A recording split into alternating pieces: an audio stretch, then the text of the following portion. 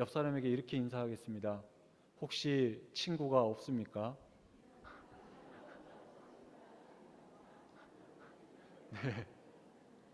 오늘이 12월 초도 아니고요. 12월 마지막 주 수요일인데요. 네, 다들 약속이 있으실 법도 한데 주님과의 약속을 지키러 오신 친구가 없으신 게 아니잖아요. 네, 약속을 한 10개씩 취소하고 오신 것 같은데 바라기는 여러분의 그런 결단과 헌신이 오늘 이 기도회 가운데 은혜로 갚아지기를 간절히 소원합니다. 네, 우리가 이제 계속해서 마태복음 26장 말씀을 함께 나누고 있습니다. 지난 설교 때부터 나눴는데요. 26장은 이제 예수님께서 죽기 위해서 걸어가는 그 모든 과정들을 하나하나 담고 있는 내용들입니다. 그래서 지난주에는 이 산헤드린에서 예수님을 죽이겠다라고 결심했던 말씀과 또 그 예수님께 값비싼 향유를 다 쏟아버려서 자신도 모르게 장례를 준비했던 여인의 이야기를 함께 나누었습니다.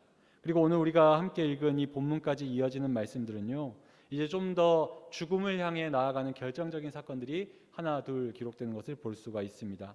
우리가 읽지는 않았지만 14절부터 16절에 보면요, 이제 우리가 잘 아는 유다가 대제사장들을 찾아가서 예수님을 팔기로 결단하는 장면이 기록되어 있습니다.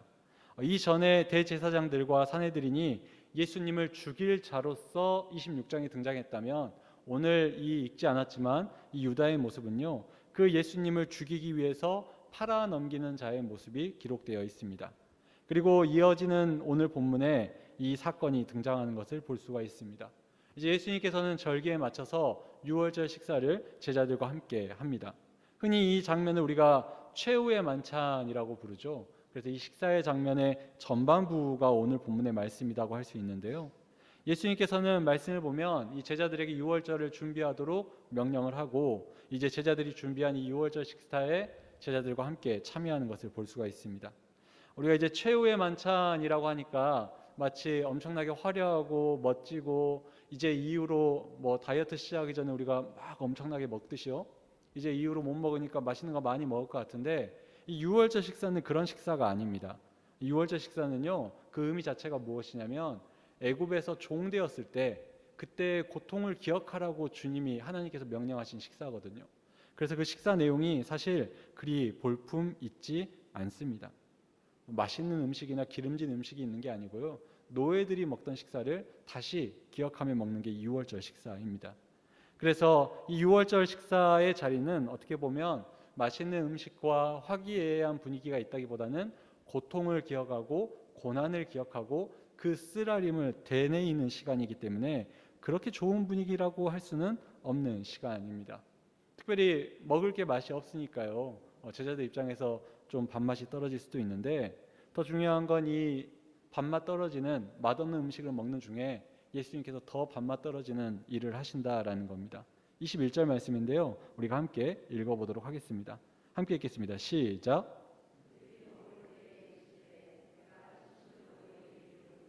너희 중에 한 사람이 나를 팔리라.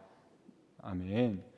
지금 먹는 음식도 별론데요, 예수님께서 진짜 밥맛이 뚝 떨어지는 이야기를 합니다. 이제 이 시간 또 이 자리 여기 모여있는 사람들이 불편해질 만한 이야기를 한마디 하십니다. 무슨 말이냐면 너희 중에 나를 팔 사람이 있다라고 이야기를 하시죠. 여러분이 제자라면 얼마나 불편하겠습니까? 예수님께서 만약에 누군지는 모르겠지만 저 밖에서 누군가가 날 와서 날 팔 거야 라고 말하면 그것도 사실 편하지 않을 것 같은데요, 지금 여기 앉아있는 우리 중에 너희들 중에 한 사람이 나를 팔 거다라고 말한 겁니다. 너무나도 불편한 시간이죠. 이 안에 배신자가 있다라는 이야기입니다.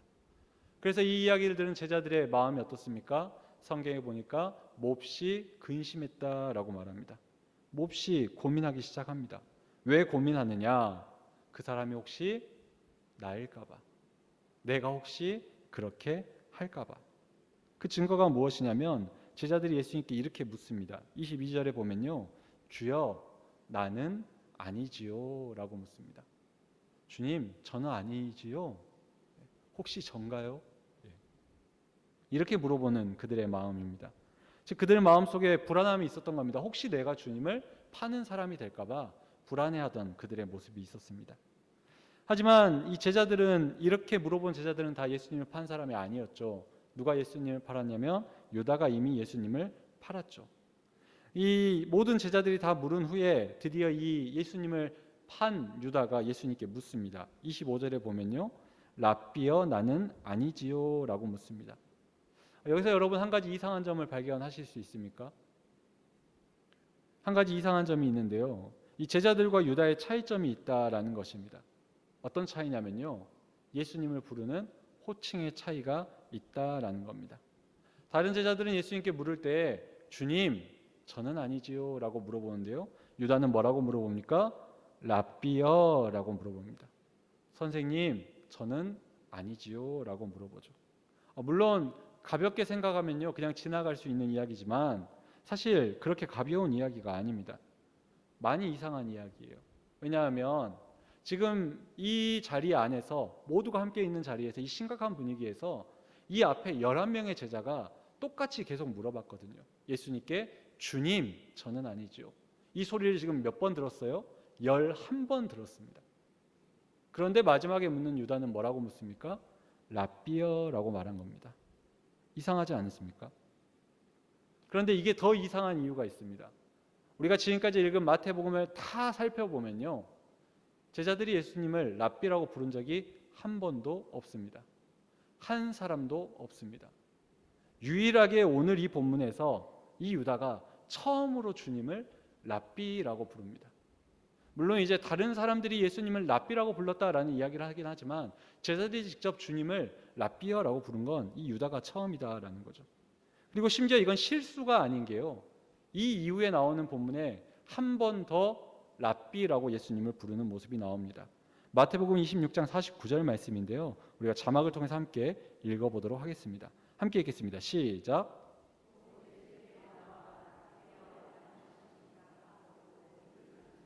아멘. 예수께 랍비여 안녕하십니까? 라고 입을 맞춥니다. 이게 언제인지 아십니까? 진짜 예수님을 대제사장의 병사들에게 넘기는 순간입니다. 이게 무슨 말이냐면 이 유다가 예수님을 랍비라고 부르는 이 말은요, 실수나 우연이 아니다라는 거죠.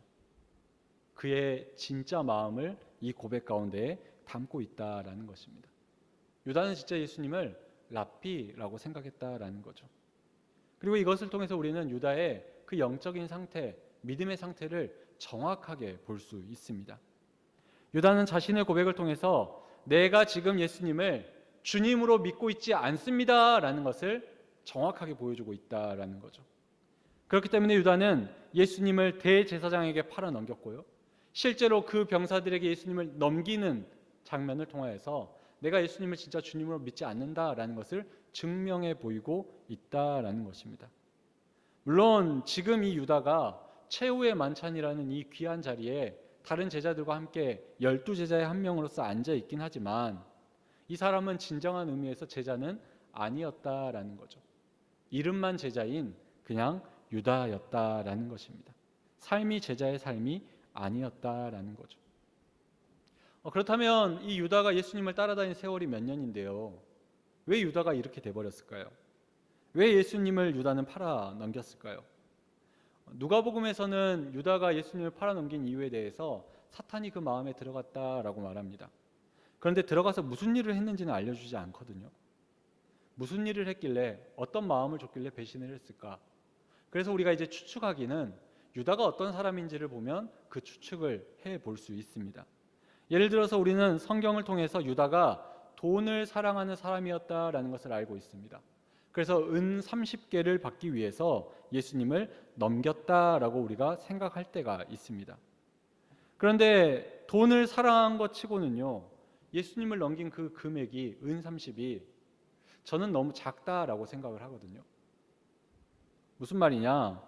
예수님을 넘긴 이 금액은요, 터무니없이 낮은 가격이다라는 겁니다. 당시 예수님이 가지고 있던 가치에 비해서 너무나도 형편없는 가격이다라는 거죠. 왜냐하면 이 30개라는 가격은 그냥 길 가다가 노예를 파는 사람이 있으면 누구에게든지 가서 그 노예를 살 때 30개면 살 수 있었거든요. 그런데 길 가다가 볼 수 있는 노예와 예수님이라는 분의 가치가 똑같다라는 게 말이 되냐 이거입니다. 당시 예수님의 가치가 어떤 분이었습니까? 지금으로 말하면요, 차기 대선 주자 중에 압도적인 후보 1위입니다. 당시에 예수님의 인기와 영향력을 생각하면 당장이라도 내가 왕이 되겠다라고 선포만 하면 그 나라에, 그 도시에 반란이 일어날 수도 있을 만큼 아주 유력한 분이었습니다. 그리고 그런 예수님을 싫어하고 미워하고 이제 죽여버려야 되겠다라고 결심까지 했던 사람들이 대제사장들이었죠. 그 예수님을 죽이고 싶어하는 대제사장들과 또 그 예수님의 가까이에 있었던, 그 사이에 서 있었던 유다였습니다. 그리고 이 유다는 우리가 잘 아는 것처럼 계산을 잘하고요, 이성적이고요, 합리적인 사람이었죠.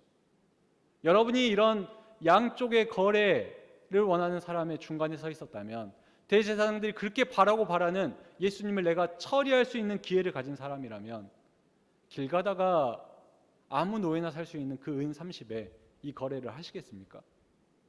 저 같으면 안 할 것 같습니다. 계속 말하겠죠. 얼마에 하겠습니까? 얼마에 할까요? 더 받으면 더 받을 수 있지, 이건 예수님의 가격치고는 아주 형편없는, 가치 없는 금액이다라는 것입니다. 그래서 차라리 예수님을 팔지 않고요, 예수님 곁에 있다가 그 돈 괴 관리하다가 돈 훔쳤었잖아요. 그 일을 더 오래 하면 더 많이 벌 수도 있는 게 은 30이라고 저는 생각을 합니다. 그만큼 이 30개, 은 30개라는 가격은요, 너무나도 형편없는 예수님의 가치에 비하면 형편없는 가격이다라는 거죠. 그렇다면 우리는 생각해 봐야 됩니다. 유다는 왜 고작 은 30개에 그 예수님을 팔아 넘겼을까요? 왜냐하면 지금 이 순간 유다에게 예수님의 가치가 은 30개밖에 되지 않았기 때문입니다. 다른 사람이 생각하는 가치가 중요한 게 아니에요. 유다가 생각하기에 예수님의 가치는요, 은 30개면 충분했다라는 거죠. 유다가 생각하기에 예수님이라는 분의 가치가 형편없어졌다라는 겁니다. 나에게 예수님이 형편없는 존재가 되어버렸다는 거예요. 물론 처음부터 예수님을 그렇게 생각하지 않았겠죠. 지금까지 그가 예수님을 따른 이유가 분명히 있었죠. 예수님의 그 가치가 변하게 된 이유가 있는데요, 이것 또한 유다의 배경을 통해서 생각해 볼 수 있습니다. 유다는 당시에 유대인들이 속해 있던 여러 단체들이 있는데 그 중에 열심당원이었습니다. 여기서 열심당원이라는 사람들은 어떤 사람들이냐, 유대인들 중에 로마의 압제로부터 나라를 독립시키기 위해서 필요하면 무력까지 사용해서 최선을 다해서 목숨 걸고 싸워서라도 싸우겠다, 투쟁하겠다라던 사람들이 열심당원이었습니다. 로마 입장에서 이 열심당원들은 테러리스트죠. 그 정도의 열심이 있던 사람이 누구였냐면 유다였습니다. 그리고 그런 열심을 가진 유다에게, 나라의 회복을 바라는, 누구보다 간절히 바라는 유다에게 예수님이라는 존재는 어떤 분이었겠습니까? 이 나라를 독립시킬, 이 나라를 구원시킬 최고의 후보였습니다. 예수님이 보여준 그 능력과 가르침과 영향력은요, 내가 꿈꾸던 이 새 나라를 저분이라면 세워줄 수 있겠구나라는 기대를 하게 할 만큼 그런 훌륭한 분이었다라는 것입니다. 그래서 예수님을 따랐습니다. 그래서 예수님의 제자가 되었던 사람이 유다였습니다. 그런데 예수님을 따르다 보니까 특별히 이 마지막 예수님의 죽음에 가까워질수록 문제가 생긴 겁니다. 무슨 문제냐면 예수님이 죽겠다라고 하는 거죠.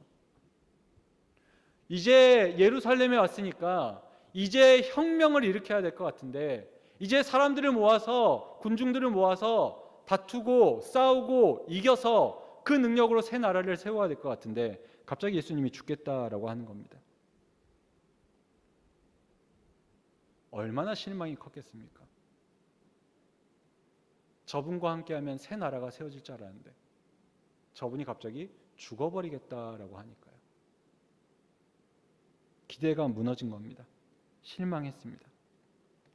예수님을 통해서 기대가 채워지지 않자 그 기대했던 많은 시간에 대한 배신감을 느낀 거죠. 그래서 예수님을 배신한 겁니다. 자기의 소원대로, 자기의 바람대로, 자기의 뜻대로 예수님께서 움직이지 않으니까 유다에게 예수님의 가치가 이제 아무런 가치가 없는 존재가 되어버린 겁니다. 그냥 길 가다 살 수 있는 저 노예만도 못한 존재가 된 거죠. 노예는 내가 시키면 말이라도 듣잖아요. 그래서 은 30에 예수님을 팔아 넘겨버립니다. 묻지도 않습니다. 대제사장이 30개 준다니까 오케이 하고 끝내버립니다.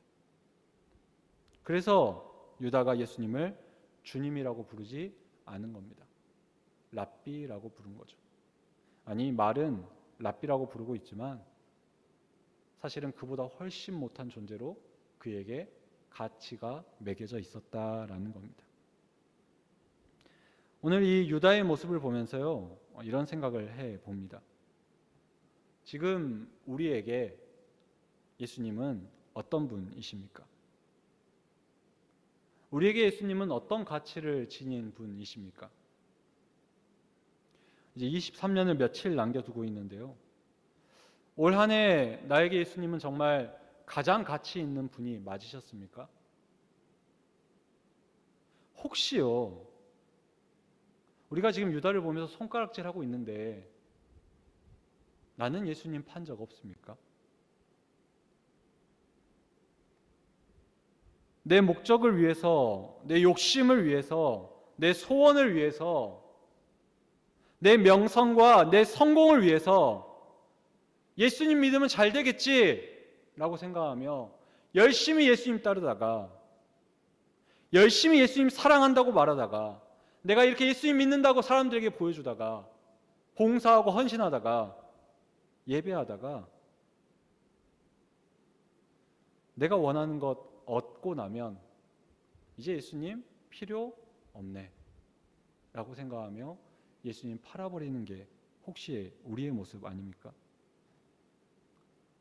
내가 원하는 것 얻고 나니까, 건강 회복하고 나니까, 내 자녀들 잘 되고 나니까, 내 소원 이루어지고 나니까, 임직하고 나니까, 내 문제 해결되고 나니까, 언제 그랬냐는 듯이 내 삶의 예수님은 온데간데도 없는 삶을 행여나 우리가 살고 있지는 않았느냐라는 것입니다.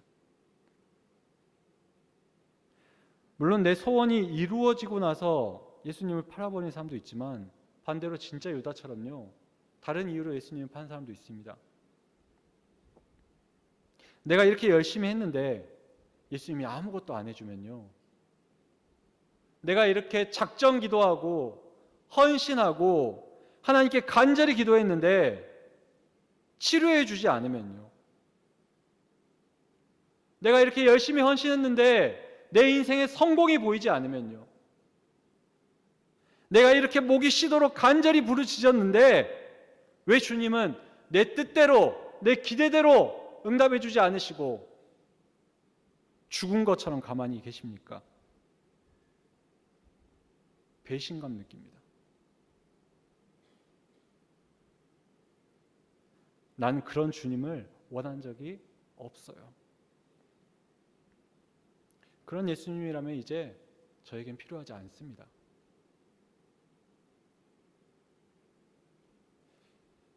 우리는 정말 이 유다와 같은 마음으로 예수님을 바라본 적이 없으십니까? 필요에 따라서 예수님의 가치가 변하고 필요에 따라서 예수님을 따르기도 했다가 팔기도 했다가, 오늘 예수님이 우리에게 말씀하고 있습니다. 너무 가슴 아픈 이야기지만 예수님이 우리에게 분명히 이야기하고 있습니다. 너희 중에 한 사람이 나를 팔리라. 저도 그렇고요, 여러분도 그렇고요, 언제든 예수님을 파는 자가 될 수 있다라는 것을 기억하기를 간절히 소원합니다. 아니, 죄송하지만 이미 팔아버렸을 수도 있습니다. 근데 참 감사한 게 뭔지 아십니까? 지금 이 말씀이요, 오늘 이 말씀이요, 네가 나 팔았으니까 너 유다처럼 저주받을 거야, 너 화가 있을 거야, 넌 이제 망할 거야 라는 예수님의 음성이 아니다라는 겁니다. 왜냐하면요, 오늘 본문을 보면 예수님께서 끝까지 유다를 사랑하셨거든요. 끝까지 유다를 기다리셨거든요. 그래서 유다 같은 우리를 사랑하시는 그 예수님의 이 모습에 참 감사하기도 하고요, 참 죄송하기도 하고요, 참 부끄러움을 느끼기도 합니다. 우리가 잘 아는 것처럼 예수님은 유다가 이미 대제사장에게 자신을 팔았다라는 것을 알고 계셨습니다. 그리고 그 기회를 찾고 있다라는 것도 알고 계셨죠. 하지만 예수님은 제자들에게 유다가 날 팔리라 라고 말씀하지 않으십니다. 유다가 팔 걸 알고 있는데 유다가 날 팔 거야 라고 말하지 않으세요. 너희 중에 한 사람이다 라고 말하고 있습니다. 왜 그랬을까요? 유다에게 마지막 기회를 주는 겁니다. 유다에게 말하고 있는 겁니다. 유다야, 네가 어떻게 했는지 내가 다 알고 있는데 아직 기회가 있어. 네가 나를 팔아넘기는 그 죄만큼은 진짜 범하지 않기를 내가 원한다. 제발 멈춰라 라는 주님의 마음이 이 가운데 담겨 있는 것입니다. 예수님은 유다가 예수님을 파는 그 순간까지 끝까지 유다를 사랑하며 보호해주고 있다라는 것이죠. 심지어 예수님이 이렇게 말씀하시죠. 24절 말씀인데요, 우리가 자막을 통해서 함께 읽어보도록 하겠습니다. 함께 읽겠습니다. 시작.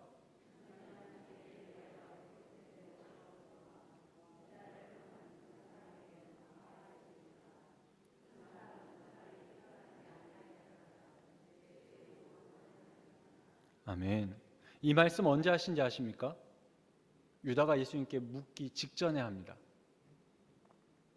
그 전에 뭐라고도 하셨습니까? 나와 함께 손을 넣은 자가 날 팔리라 라고 하시죠. 이게 유다가 팔 거야, 너는 저주받을 거야 라는 말씀이 아니라는 거예요.